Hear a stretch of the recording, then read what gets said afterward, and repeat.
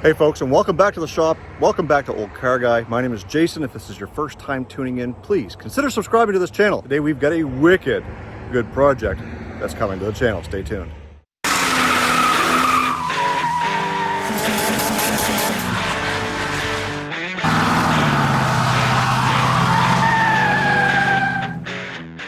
So I had to go find some shade because, well, it is a hot, sticky mess out here today.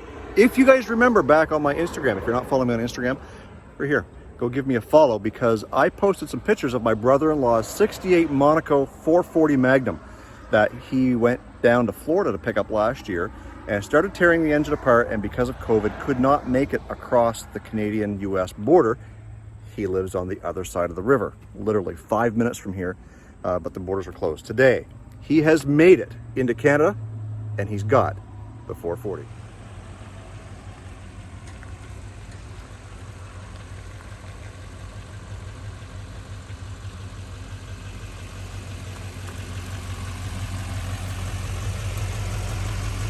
Not going to make me try on camera, are you? No.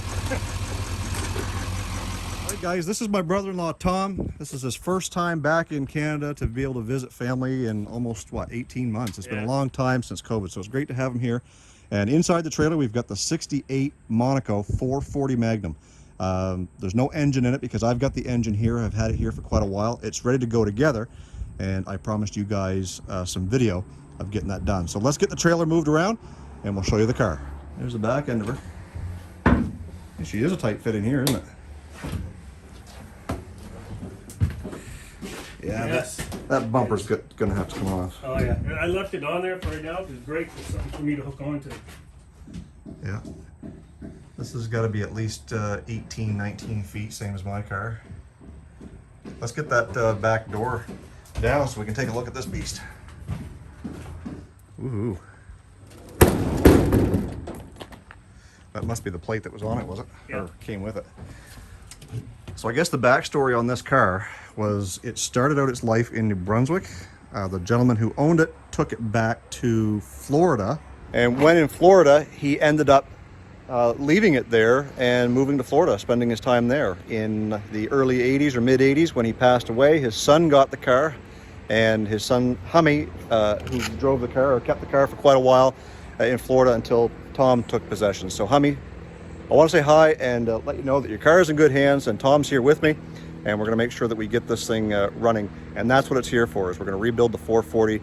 All the machining work is done, and we got lots of new parts to put in it. And we've been trying to plan this now for a long time, but because of COVID, it's been 18 months since Tom and I have actually seen each other face to face. So it's good that we're able to get this here. I can't wait to get some quality time with my brother-in-law, put this car back together and get it on the road. So yeah, the car, like I said, started in Florida and it's retiring in New Brunswick where it started. So let's give you a little bit of a walk around here as best we can in the trailer, and then we'll talk about what we're going to be doing with this thing. So we're going to try and squeeze in here and get you guys a good look at the inside. And there's the inspection sticker from 1977 when it was last inspected here in New Brunswick. It's amazing that that sticker's still on Yeah. there. I think it would just get beat off the heat or something. Yeah. Something going. So the back seat still needs a little bit of cleaning, but Tom's got the front seats looking good, and the interior, we got the CB radio over there.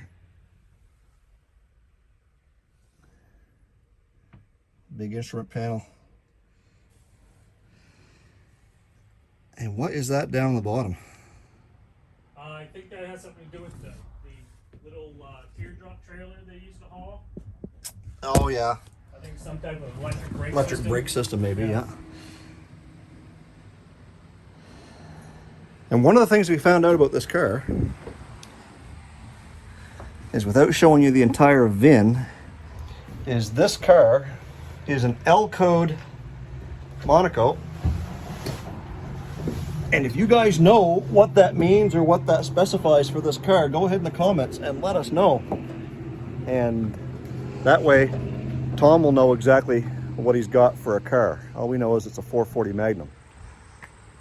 So there's the car in the trailer. We're going to keep it in the trailer for now until we're ready to bring it out and put that motor in. We're going to get the motor rebuilt here in our shop, and then we're gonna get it dropped in and get this thing put back together so Tom can drive it. So if you're not following me on Instagram, again, I'll put it right up here. Head on over there, keep up to date on what's going on with it, and we'll have some regular video updates here on YouTube as well. Hey guys, we're back in the shop again today, and Tom is here. We're gonna get started on plucking the motor off the ground and getting it mounted to the engine stand, because we gotta get started working on this thing so that we can get it in his car. He wants to be able to drive this thing, and the goal is to get it done before the end of summer. Hopefully, that would be great. So that's what we're gonna do. We're gonna set up the camera for a time lapse and get this thing mounted.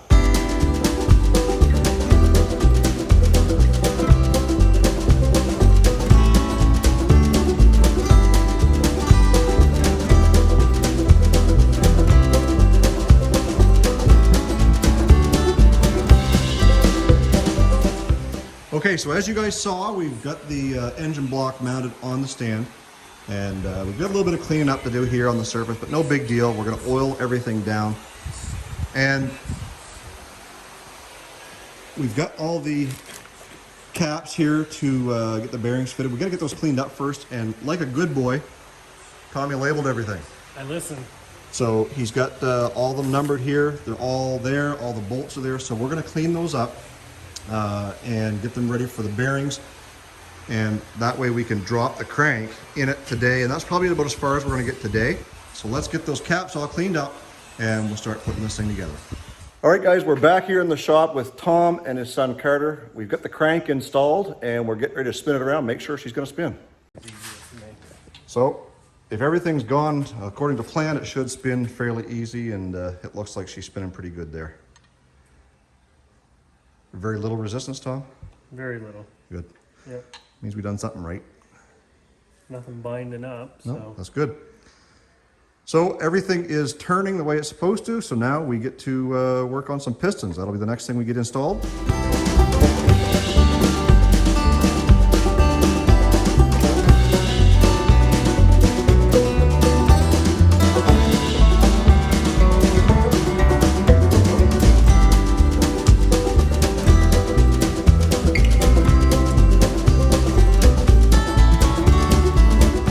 So I was getting the rings set on the pistons. We've got 7 out of 8 done, and Tom was working away on the 8th one. He's trying to blame Carter, and I did warn him. You did. I'm gonna take the blame on this one. He managed to break the second to last ring is that middle one that we had to put on there, and so that's going to hold us up for a little bit. However, we are going to install the 7 that are done and ready to go, and we've got to wait and get those other rings ordered first of the week, and then we can just pop that one in, and then we're able to kind of button up the rotating assembly. Having said that, we're going to do a little time lapse. We're going to get we're going to get the pistons in and check the bearing clearances on the rod journals, and then we'll go right straight ahead and get these installed.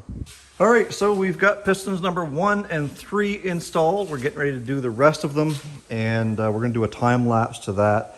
But one of the things that I always struggle with are these stupid things. Anybody deal with those? Tell me what you use when you're putting engines together, rather than this stupid thing, to compress those rings when you're getting in. We seem to be fighting with each one of them, but it is what it is. And so anyways, we're going to get this thing put back together, or put together, and continue on here. Keeping in mind, cylinder number 8, we won't be able to finish up because of the broken ring, but we're going to get one on order. Have to order a whole new package likely, and finish this up at another time. But let's finish up with the other 6, I guess. Other 5. Let's finish up with the other 5 and get back to work.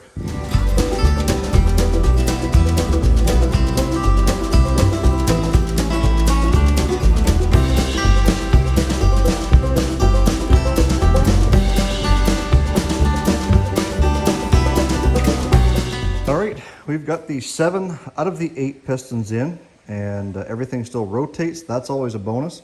We're just going to oil up the cylinder walls a little bit before we cover it up until the next time we get to work on it. I know Tommy is getting really excited about this. He's out in the trailer trying to find some bolts, While we get this thing packed up, I want to show you guys one more thing that maybe you can help me with.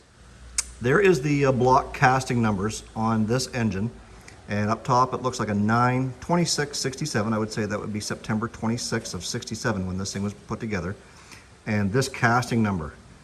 Also, we've got a couple of things here. It looks like a P or a D and an N, and a little star thing there. Maybe you guys can help me to decipher what block this is. I am assuming 100% that it is the original block because it's a 68 car. Probably was built in 67.